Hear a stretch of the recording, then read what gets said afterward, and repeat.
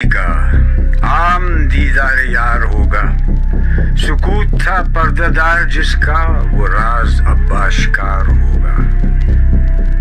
गुजर गया वो दौर साकी के छुप के पीते थे पीने वाले, पीने के लिए जहर है दस्तयाब पर, मेरी मौत की वजह शराब ही रही थी। तो आज हम बात करने वाले हैं सेलिब्रिटी वर्शिपिंग के बारे में, और हम साथ साथ जानेंगे कि व्हाट इज सेलिब्रिटी वर्शिपिंग, हमारी जिंदगी और रिलीजन पर इसका अफेक्ट, और एंड में बात करेंगे इसके सॉल्यूशंस के बारे में, क्योंकि हर इंसान की जिंदगी में एक ऐसा टाइम आता है जब इंसान इससे अफेक्ट होता है। तो सबसे पहले जानेंगे कि what is celebrity worshipping. Celebrity worship syndrome is an obsessive addictive disorder in which a person becomes overly involved with the details of a celebrities personal and professional life. तो ये एक ऐसा डिसऑर्डर है जिसमें इंसान अपने फेवरेट सेलिब्रिटी के बहुत क्लोज हो जाता है, इतना क्लोज के वो सेलिब्रिटी की पसंद नापसंद हर ओपिनियन को अपनाने की कोशिश करता है। अगर वो सेलिब्रिटी किसी चीज को अच्छा कहता है तो वो बंदा भी उसे अच्छा ही कहेगा, और अगर कोई सेलिब्रिटी बोलेगा कि ये चीज अच्छी नहीं है तो वो बंदा भी यही बोलेगा कि वो जी चीज नहीं है। तो मतलब वो अपने आइडल पर डिपेंड करने लग जाता है और उसके अपने सोचने समझने की सलाहियत बिल्कुल खत्म ही हो जाती है, और वो शख्स उस सेलिब्रिटी से इतना ऑब्सेस हो जाता है कि वो सही गलत में फर्क ही भूल जाता है और बस कहता है कि यही सही है। जो शख्स उस सेलिब्रिटी के खिलाफ बात करता है तो वो बंदा उसे हेट देने के लिए चला जाता है, और वक्त के साथ साथ वो शख्स अपने सेलिब्रिटी के इतने करीब हो जाता है कि मानो कि बस वो उसकी वर्शिप ही कर रहा है, और ये सब इतना धीरे धीरे हो रहा है कि उस शख्स को इस चीज का अंदाजा ही नहीं हो। अब ये इतना मामूल हो गया है कि न्यूज़पेपर्स भी इसको खबरों में नहीं लाते। फॉर एग्जांपल, अगर तुम लोग इस वक्त भी शाहरुख खान के घर के बाहर देखो तो अभी भी लोग हैं जो 4-5 दिनों से वही रह रहे हैं सिर्फ शाहरुख खान को देखने के लिए। अगर 2 फिल्में एक साथ रिलीज हो रही हैं तो उनकी फैंस के आपस में दंगे, और इसी तरह की बेशुमार मिसालें। तो अब कुछ लोग बोल रहे होंगे कि ये तो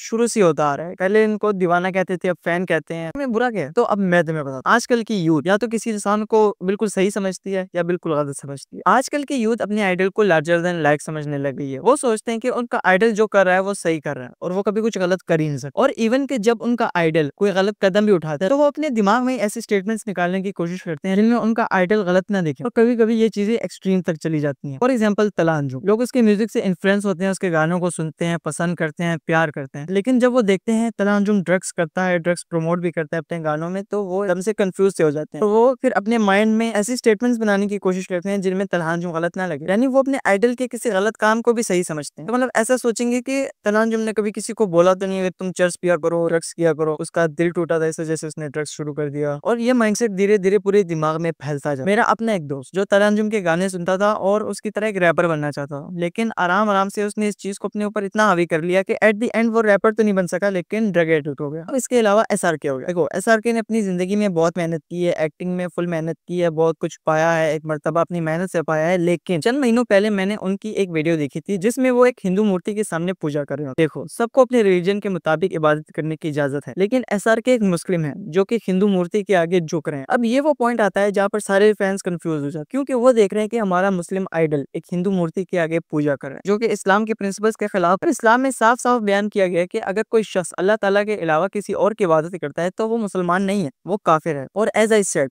फैन इस मौके पर ओवर थिंकिंग करता है, माइंड में कोई ना कोई स्टोरी बना देता है जिससे उसका आइडल सही लगे, और अब यहाँ चीजें बहुत सीरियस हो जाती हैं। फैन के पास यहाँ पर दो, या अपने रिलीजन की तरफ वापस आ जाए या अपने आइडल को डिफेंड करने के लिए एथिस्ट बन जाए, और यही वो मौका होता है जब इंसान के जहन में वसवसे आने शुरू हो जाते हैं। पर अगर आप इस्लाम को फॉलो करते हैं, कुरान मजीद की तिलावत करते हैं और इस्लामिक एक्टिविटीज में हिस्सा लेते हैं तो आप इन वसवसों से बच सकते हैं। और यही बात करते हैं हमारे आज के sponsor learn Quran online with Mufti Niaz Ali Shah. ये एक ऑनलाइन अकेडमी है जहाँ पर आपको दीन की तालीम जैसे नाजरा, तर्जुमा और तफसीर और सर्फ नौ और फिका की तालीम दी जाती है। क्योंकि इसमें ऑनलाइन क्लासेस होती हैं तो आप ये सब घर में बैठे बैठे सीख सकते हैं और दीन इस्लाम की तालीम हासिल करके अपनी दीन और दुनिया दोनों संवार सकते हैं। तो अगर आप इनसे इस्तेफादा हासिल करना चाहते हैं तो इसका लिंक और कॉन्टेक्ट नंबर मैं डिस्क्रिप्शन में डाल दूंगा। बढ़ते हैं वीडियो की तरफ। जिस तरह हर मसले से निकलने का एक हल होता है, इसी तरह इससे बचने का भी एक हल है। हम लोगों को बस एक चीज समझनी होगी कि हमारा आइडल भी एक इंसान है, वो सुपीरियर नहीं है, वो लार्जर देन लाइफ नहीं है, वो भी हमारी तरह बस एक आम इंसान है। वो भी हमारी तरह सोता है, खाना खाता है, चलता फिरता है, काम काज करता है। उसमें कोई ऐसी क्वालिटी है ही नहीं कि वो हमेशा ठीक हो। अल्लाह ताला ने इंसान को बनाया ही ऐसा है कि वो किसी न किसी स्टेज पर गलती करता है या कोई ना कोई गलती करता है, इसकी कोई ना कोई एक बुरी आदत होती है कि अगर तलहा जुम हो गया तो वो भी एक इंसान है, उससे भी गलतियां होती हैं। हमें ऐसा माइंडसेट रखना चाहिए कि चलो हाँ, मैं तलहा जुम की रिस्पेक्ट करता हूँ, उसके काम की रिस्पेक्ट करता हूँ, उसके आर्ट की रिस्पेक्ट करता हूँ, उसकी हार्ड वर्क की रिस्पेक्ट करता हूँ, उसके रैप एंजॉय करता हूँ, लेकिन मैं उसके ड्रग्स वाली बात पर बिल्कुल एग्री नहीं करता और उसको बिल्कुल सपोर्ट नहीं करता। और उसके अलावा अगर एसआरके की बात हो गई तो भी ऐसे ही माइंडसेट है कि मैं एसआरके को पसंद करता हूँ, उसकी एक्टिंग को पसंद करता हूँ, उसके हार्ड वर्क को पसंद करता हूँ, लेकिन उसकी बुतों को पूजने वाली बात को सपोर्ट नहीं करता। बस तो अगर तुम इस्लाम को साथ साथ फॉलो करते रहे और इस माइंडसेट के साथ चलते रहे तो तुम्हें इस तरह के वसवसे नहीं आएंगे और तुम अपने काम की तरफ फोकस कर सकोगे। तो यही थी आज की वीडियो। अगर तुम लोगों को वीडियो पसंद आई तो लाइक करो, शेयर करो, सब्सक्राइब करो। अकेडमी की लिंक और कॉन्टैक्ट नंबर डिस्क्रिप्शन में है। तुम लोगों से मिलता हूँ अगली वीडियो में।